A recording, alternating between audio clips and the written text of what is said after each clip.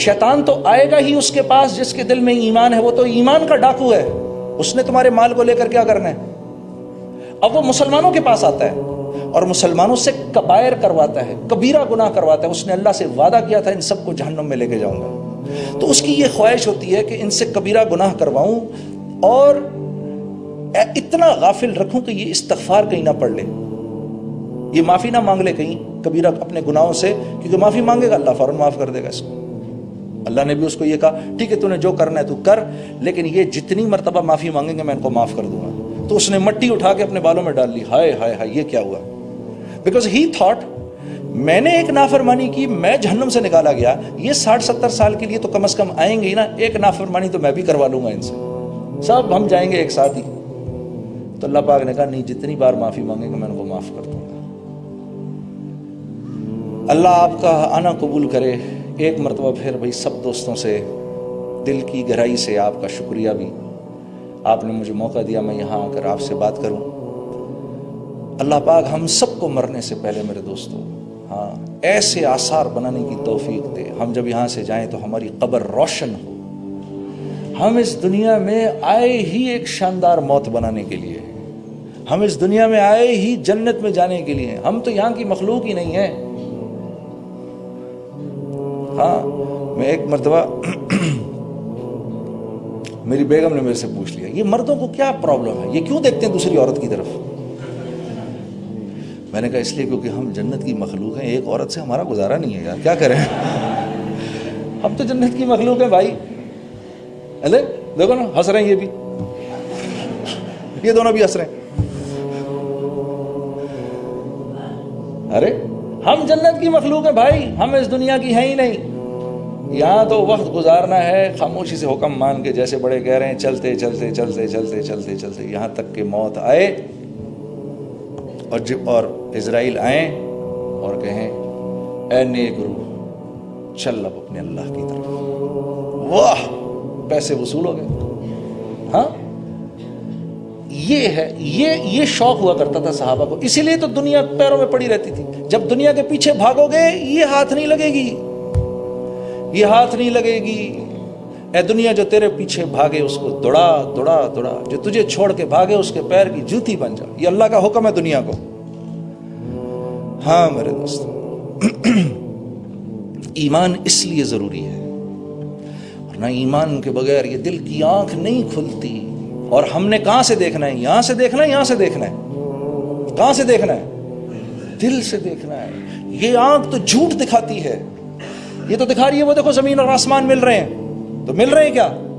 نہیں، یہ جھوٹ دکھائے گی.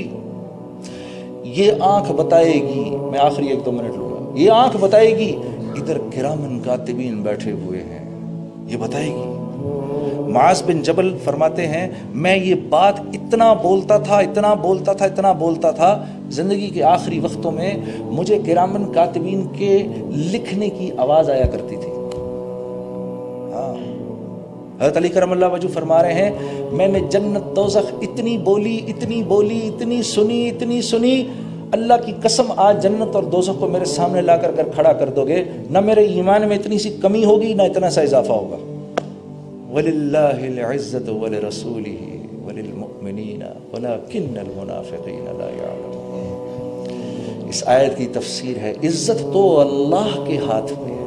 عزت کس کے ہاتھ میں ہے؟ عزت تو اللہ کے ہاتھ میں ہے. یہ محمد صلی اللہ علیہ وسلم کے ذریعے مومنین تک آتی ہے اور نافرمانوں کو اس کا کوئی حصہ نہیں ملتا، کوئی حصہ نہیں ملتا. مجھے بڑے لوگ کہتے ہیں آپ نے میوزک چھوڑ دی، آپ یار کیا زندگی تھی، بڑی قربانی دی آپ نے. میں نے کہا قربانی تو میں نے نہیں دی، قربانی تو آپ دے رہے ہیں. کہتا وہ کیسے؟ میں نے کہا نافرمانی کی زندگی گزار رہے ہیں، قربانی تو آپ کی ہے کہ اللہ سے تڑے ہوئے ہیں بالکل، ماننی بھی نہیں تیری، پھر بھی رہنا ہے اسی کی دنیا میں. میں تو بچ گیا. میں نے تو کہا یا اللہ جتنا کیا معاف کر دے، آئندہ بھی غلطی کروں تو معاف کر دے. قربانی تو تیری ہے. نوکر گھر میں رہ رہا ہو مالک سے جھگڑے سے، مالک رہو تو اس کو پیٹ رہا ہو پھر بھی رہ رہا ہے. میں نے کہا قربانی کس کی ہے؟ ماننے والے کی کہ نہ ماننے والے کی؟ میں نے قربانی تو نوکر کی ہے، وہ روز مار کھانے کے لیے تیار ہے. تو میں نے کہا قربانی تو آپ دے رہے ہیں. پہلے تھوڑی دیر کے لیے اس کا دماغ گھوم گیا، بھائی کیا باتیں کر رہا ہوں اس کے ساتھ. تو قربانی تو نافرمان کی ہے. وہ دے رہا ہے بیچارہ. نہیں میرے دوستو، ایک مسلمان کی آپ صلی اللہ علیہ وسلم کعبے کو دیکھ کر فرما رہے ہیں اے کعبہ تیری حرمت کو سلام، تیری عظمت کو سلام، لیکن ایک مسلمان کی عزت اللہ کے ہاں تجھ سے بڑھ کر ہے. ایک روایت میں آتا ہے اللہ کے لیے یہ بات آسان ہے کہ 7 زمین اور 7 آسمانوں کو توڑ دے، بجائے اس کے کہ ایک مسلمان کی عزت کی ہتک ہو. اب آپ مجھے بتاؤ، جس اللہ کے اس پر کلمہ لکھا ہو اور یہ نیچے گرا ہوا ہو، آپ اس کو اٹھائیں گے، صاف کریں گے، جیب میں ڈالیں گے، رکھے کسی اوپر جگہ پہ رکھ دیں گے. اس پرچے کی تو آپ کی نظر میں اتنی قیمت ہے، تو وہ مسلمان جس کے دل میں کلمہ ہے، میں دراصل اس کو تو کم سمجھوں، ان غیروں کو اونچا سمجھوں. شیطان نے ان کے پاس جا کر کرنا کیا ہے؟ وہ تو ان بیچاروں کو لے کے جا رہا ہے. یہ تو ہمدردی کے لائق ہیں یہ بیچارے. ہاں میں قصوروار ہوں کہ میں ان کو وہ زندگی ہی نہیں دکھا رہا جس زندگی کو دیکھ کر یہ اسلام کی طرف آئیں، بلکہ میں ان کے پاس جاتا ہوں، میں کہتا ہوں ارے سن، کس چیز کی تو پرواہ کرتا ہے؟ تو سیر کرے گا، میں 1.25 سیر کر کے دکھاؤں گا تجھے. برمنگم میں ہماری ایک جماعت گئی تو ایک مسلمان بھائی کو جا کے دعوت دینے لگے، تو اس نے کہا کہ اور میں مسلمان ہوں بھائی، مجھے دعوت نہ دو، یہ غیر مسلم ہے، سامنے جا کے اس کو دعوت دو. انہوں نے کہا جی ٹھیک ہے، ہمیں اس کے پاس لے جائیں. تو وہ ساتھیوں کو لے کر ادھر چلا گیا. ادھر جب گیا تو جو غیر مسلم تھا وہ اس کو کہتا ہے تو مجھے چاہتا ہے میں مسلمان ہو جاؤں، میں اس کی طرح ہو جاؤں؟ میری تو ایک گرل فرینڈ ہے، یہ روز ایک بدلتا ہے. میں ویکنڈ پہ شراب پیتا ہوں، یہ روز شراب میں دھت رہتا ہے. میں تو کبھی سال میں 1 دفعہ جا کر کسینو جاتا ہوں، اس کے گھر میں جوا ہوتا ہے، میں اس کی طرح ہو جاؤں؟ جب یہ ہم زندگی ان کو دکھائیں گے تو قصوروار ہم ہوں گے. اب اللہ کی مار براہ راست ہم پر پڑے گی. تو یہ لوگ تو رحم کھانے کے لائق ہیں، ان سے ہمدردی ضروری ہے میرے دوستوں، نفرت نہیں. انبیاء کا یہ مزاج ہوا کرتا تھا، انبیاء کا یہ مزاج ہوا کرتا تھا کہ انبیاء غیروں سے دل میں انتہائی شفقت رکھتے تھے.